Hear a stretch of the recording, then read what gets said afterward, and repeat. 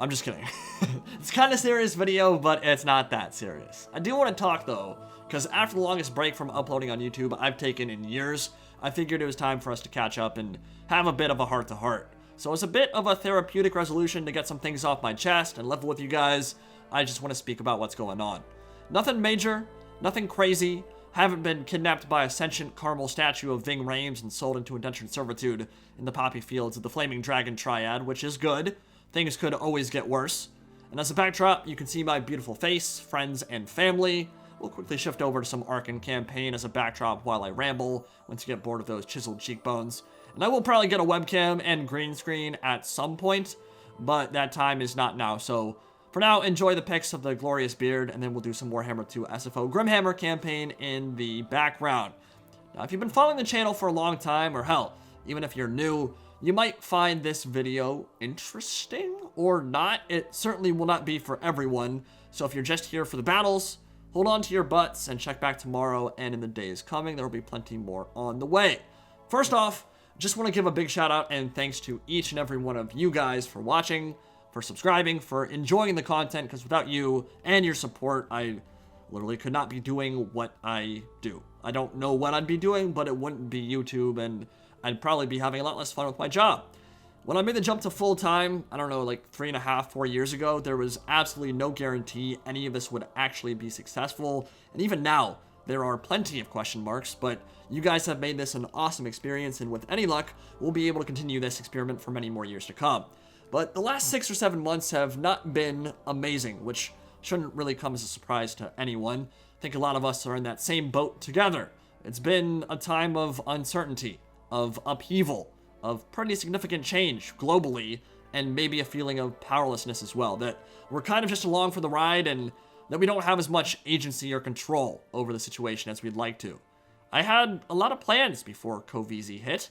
We all did, I think, and they kind of got blown up. Nothing new there. There's a lot of stuff I personally wanted to do that just isn't going to happen now or got pushed back indefinitely. Some of you guys know it, but both my parents died from cancer. My mom only last August and my dad back in 2011. Astrocytoma and melanoma, both acute and quite aggressive. I've wanted to do a charity stream to raise money for cancer research in their memory for a really long time, to use this platform I have here to do some good overall. And it will definitely happen at some point, but it should have already happened. I just don't really want to tackle an event like that, a big one like that, asking people to donate for what is obviously a very good cause, when some of you might be struggling to even put food on the table. The focus right now is clearly not on cancer, it's on superflu, so the timing just hasn't worked out. I typically also do a year in review, update, and Patreon video once every 12 months, discussing the channel, what my plans are, what the future holds, and all of that. I'm not going to make that video this year in the middle of all this craziness, because it also seems like bad timing. And for that same reason, I haven't opened up memberships on my channel over the last 7 months either. Might be waiting for Warhammer 3 announcement to actually happen first, and when the economy's hopefully in a better spot to get that thing popping off, but it also would have been a little bit weird to open it up this year, I feel like. But yeah, I think we can mostly agree that global pandemics kind of suck, that they can kind of screw with the plans we might have had, and we'd rather not have to go through anything like this ever again.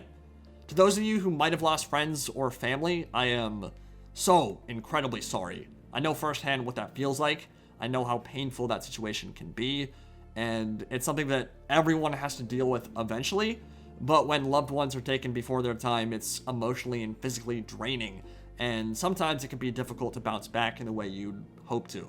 So if you ever feel the need to share, to talk with someone as I'm doing now, there are a lot of good people on my Discord and in the comment section of my channel that would be happy to listen, so just know that. My parents are no longer around to see this shit show unfold, and in some ways that's not really the worst thing. I think we'll get through this like we always have, but the world will look different when we come out the other side, and maybe not necessarily for the better. For sure, I don't think there's any getting around that. The world will be a different place once the quarantines are done and we have a vaccination and this whole thing is completely under control.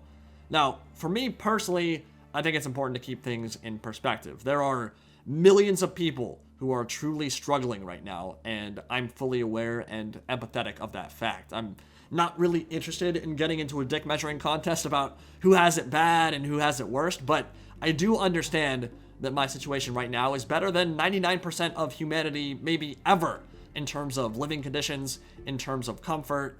My financial situation is completely fine. I've got food on the table, I've got a nice roof over my head, still have a job, comfy bed, gigabit fiber optic internet, the works, baby. It's all good. Don't get it twisted. But still, there's more to life than the basics, and some creature comforts as a cherry on top, and especially now more than ever, mental health is an extremely important and possibly deteriorating aspect of society. Your state of mind is the core of you, who you are as a person. Something that all of us should be aware of and nurture in the same way that you take care of your body, or your pets, or your relationships. Though obviously for some of us, those things are easier said than done, and I'm fully with you guys on that front. But yeah, your brain's kind of a big deal. I think we can all agree on that you need to take care of it if and when you can. So I took 7 days off from the channel recently to walk my beautiful Aussie Doodle Lola, to get some fresh air, to drink beer, to watch the NBA playoffs, to unwind and just relax a bit, to get away from it all for a minute. My capacity to do so was lessened, given our circumstances in quarantine, of course, but I did my best with it. I've been kind of pissed off with YouTube overall, guys. I'm not gonna lie. I've been a bit frustrated with my situation. Some of it's my fault, some of it has been completely out of my control. So for those of you who don't know, I haven't been quarantined since early March. I've basically been quarantined since last November. I probably talked about this in the past, but the way ad rates work on YouTube is very cyclical, seasonal almost, and generally the stuff runs like clockwork, based on the advertising budgets of the companies that want to market their products on the platform. So the way it works is, at the end of the year, companies dump a bunch of money into advertising because they know consumers are about to spend that bread. For Thanksgiving, for Christmas, for the holidays, people buy a lot of stuff. And that means ad rates go up, which means YouTubers make more money per 1,000 views. CPM starts rocking, and we start swimming in our diamond infinity pools made of cash and showering our titties in caviar. But when the year turns over and we get into January and February, ad rates start sucking miserably because consumer purchasing power is down. They don't want to buy things after blowing their load for Santa. And for the next several months, us poor content creators dive into the waters of abject poverty, burning our feces by firelight to keep us warm through the cold, dark winter. Obviously joking, but it's not uncommon to make 2, 3, 4, even 5 times as much during December as you would in January for the same exact content and the same exact amount of work, because of market forces that are completely outside of our control. And this wave goes up and down throughout the course of the year until it all repeats for the next fiscal year, and that all repeats year after year after year. Now, the way YouTubers get paid is from ad money. Obviously, we have other potential sources from donations and Patreon and all that good stuff, but for a lot of content creators, ads are the driving force behind our income. The end of the year is extremely important for YouTubers like me because ad rates skyrocket then, and if you get a bunch of views in November and December, you can make a killing for those months and make up for the bad months that typically hit every year. So last November, in the run-up to the Shadow and the Blade DLC, I was working like crazy, pumping out a ridiculous amount of what I would consider was pretty high-quality content, and that continued for as long as possible till December 31st, as I kept my nose down to the grindstone, trying to milk that baby for all it's worth while I could. But when January and February roll around, you have two choices. You can either go extra hard to make up for the terrible ad rates you know are coming, or you can kind of lay back, take it easy, know they're going to be bad months, let it go, and not delve too deep. I was not and am not in a financial position where I had to kill myself and work overtime to pay rent or whatever, but still, I worked pretty hard in January and February to offset whatever poor income would come my way, knowing that the light at the end of the tunnel was fast approaching. And in a normal year, right around March and April is when ad rates start bouncing back. But of course, 2020 has been anything but normal, and if you remember, that is exactly when everything went tits up, in early March, and businesses started closing down.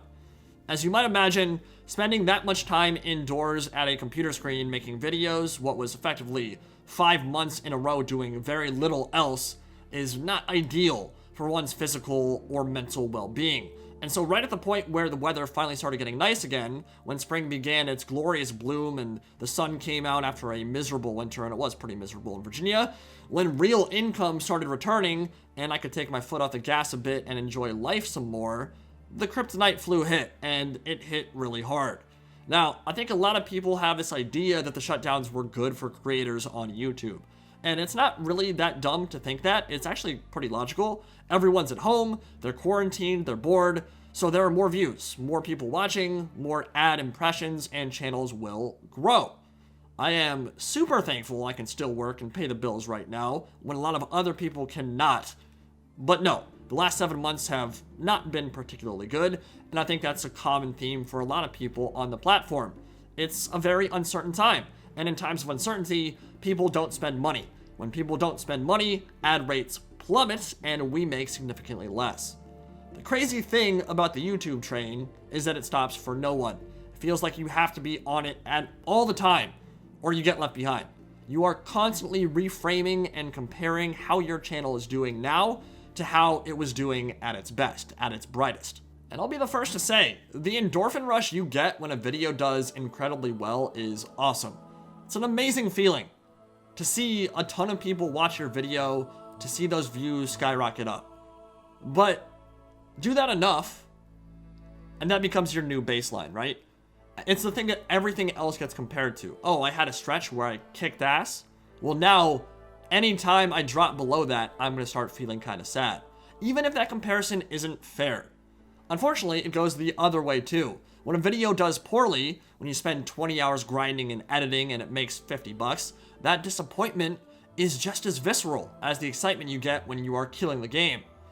I'm a bit embarrassed here to be quoting Dan Bilzerian because the guy is an incredibly massive douche and his accumulated wealth is literally built on stolen criminal money from his father, but I remember seeing an interview with him where he talked about the way our brains respond to stimulus in the context of our own experiences and our lives. And the example he used was about sports cars. How when he was 18, if he was gifted like a Shelby Cobra, he'd be like a 10 in terms of happiness, just over the moon with glee. But now, after years of buying Rolls Royces and getting blowies and Bugattis and whatever, that same car would do absolutely nothing for him. You wouldn't be excited to have it at all. And it's the same thing with YouTube. It's very easy to get trapped in this mindset of looking in the past, remembering those times you uploaded 800,000 view videos in a row, delving into the analytics, constantly comparing your own work to your very successful videos and wondering what you aren't doing right at the moment, comparing yourself to other content creators, getting frustrated that you're maybe not as successful. And it's unhealthy. It's a difficult mindset to break out of, especially because the way the back end of YouTube is set up, you're constantly bombarded with information that tells you how you're winning or how you're failing, that your most recent video is the worst you've uploaded this month in terms of viewer engagement. So while that might actually be good info to have, seeing that over and over and over again when you're in a temporary downturn is probably not beneficial for your mental well-being. So for me, I've tried to reframe how I think about the platform and how I define success, so I can get away from that negative feedback loop. I've stopped looking at the income page for now. I check analytics much less frequently, and I do my best to worry less about that stuff because I know, or at the very least I hope, that when new content drops, the hype will pick back up again, and we'll get right back into the groove. Having the presence of mind to sit back and realize, like, hey, I've been pretty damn successful on YouTube.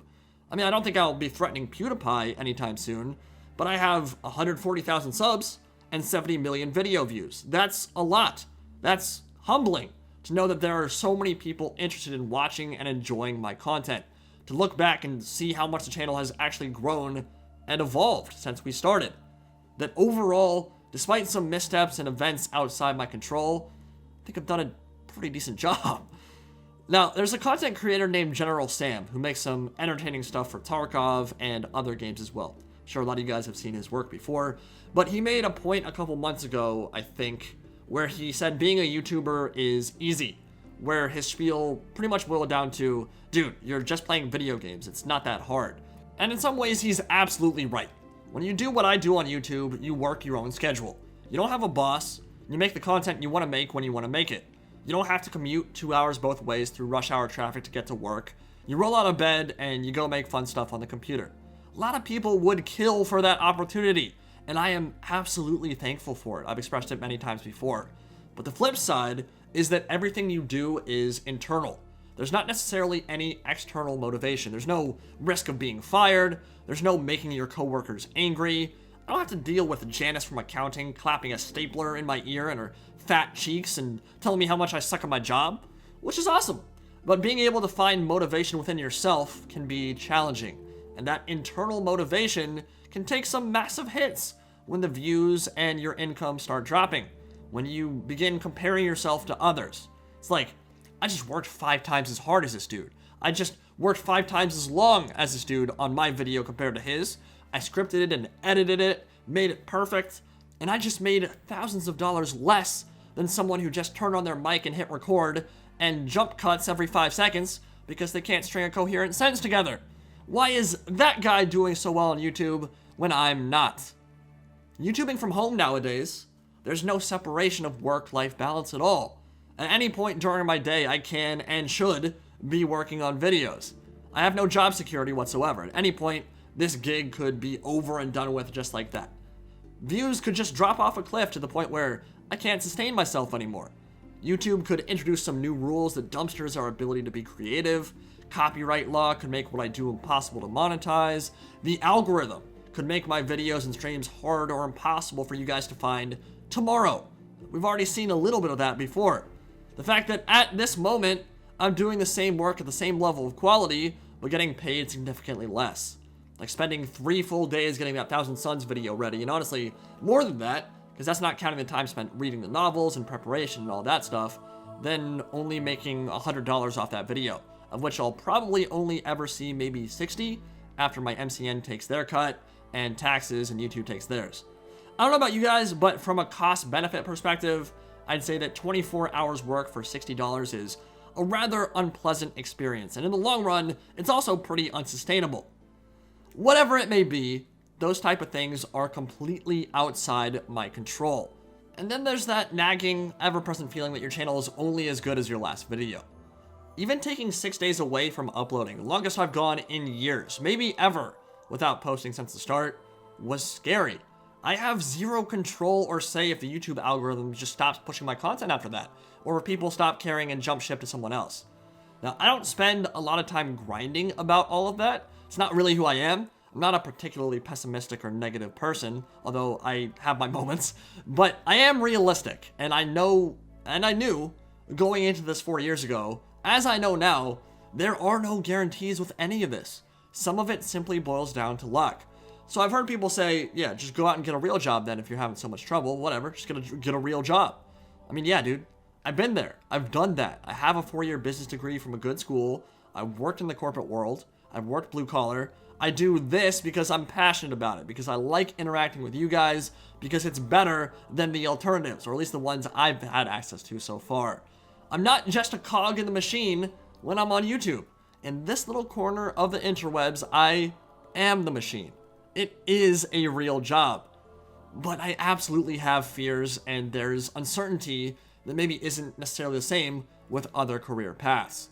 So yeah, being a YouTuber is easy compared to lots of other jobs, for sure. 100%. It's certainly easier than being a lumberjack, hauling logs and chopping down massive trees that could turn you into Aunt Jemima's pancakes in any moment. Certainly easier than being an ice road trucker or the helmsman on a crab ship in the middle of an Alaskan storm. It's definitely easier than being the CEO of a small business trying to make it through all of this mess. Compared to many other jobs, it's very low pressure, at least in my situation, and I love that. It's great, but it still requires focus, creative energy, and that internal spark, that will and that drive to make something that people enjoy. And that spark can be increasingly difficult to find when you're going 5-6 months at a time with nothing new. And at least for me, that spark is a finite resource. The way I do videos, the way I edit them and record them, and spend a lot of time getting the cinematics and adding that extra flair, doing that 5 or 6 times a week is entirely possible, but do it for long enough and it can burn you out. And this last month, I have been burnt out. I tried to fight through it. I think I've still dropped some good videos in that span, hopefully, but in some ways, I think I'm feeling the same thing you guys are. Played a bunch during quarantine, been playing Warhammer 2 since September 2017 as my job, and at this point, we just need something new. We need new content, need to hear more about Warhammer 3, Medieval 3, Total War Warhammer 40k, something to get that hype train rolling again. So yeah, that's a big reason why the uploads have kind of slowed, why I took a full week off. I love doing this. It's fun. I adore it. And the plan is to continue doing it for as long as it's viable, but anything you do, no matter how passionate you are about it, becomes a job when it's your job. So there are times when I wake up after crushing out a huge video and I say to myself, Jesus, man, like I may have only uploaded 2 videos when we're already on Wednesday, but I don't feel like uploading anything today. You know? Like that's not a unique feeling. Internal motivation can be a tricky thing, and I'm sure a lot of you guys have experienced that exact same feeling in your own jobs before. And my apologies, this video will be a little bit longer than I thought it'd be, but there's a lot of stuff I want to get off my chest, man. So if you're still here, thank you for listening. Now, at the other end of the spectrum are my frustrations with YouTube as a platform on the whole. And I think most of you guys know the basics at this point. The issues with demonetization, the issues with streams and uploads not being pushed out to subscribers, even when they have the notification bell active, the plummeting ad rates that mean for the same videos and the same views, we make way less money and have been making way less money since January, even though we're doing the same work, and all that stuff. I don't think any of it should come as a surprise, but more recently, there's been a change to the way Google approves ads on each video. If you remember back about a month ago, I dropped a video called The Bravest Skaven You Will Ever See, but Is It Enough? And in the first 30 seconds of that video, I used the phrase sticky, icky, green cocaine called Warpstone. And the way the monetization system works, bad words or references to drugs or whatever are given much more weight in the first 30 seconds. So you can probably drop the F-bomb like 20 or 30 times in a video and still be monetized as long as it's not in the beginning portion of the content. But if you say the F word once right at the start, a good chance you partially or fully lose ads on that vid. Kinda dumb, but okay, whatever. During the upload process now, you manually tell YouTube if there's any inappropriate content. How much of it there is, you grade it, make sure it conforms to their guidelines, and then the bot scan it and either approve or disapprove of monetization immediately. The way it's supposed to work is it goes green or yellow immediately. The bot just scan it right away and boom, you're done. That's how it works for almost every content creator I've ever talked to. That's how it's worked for a super long ass time. My rating with the system was like a 99 out of 100 or better. Like, I have hundreds of videos uploaded, never had a video demonetized after saying it was appropriate, after I said, this is good to go. Until that Skaven video where I said cocaine. Certainly didn't think just saying the word cocaine would get a video demonetized, but it was in the first 30 seconds, so they took it off.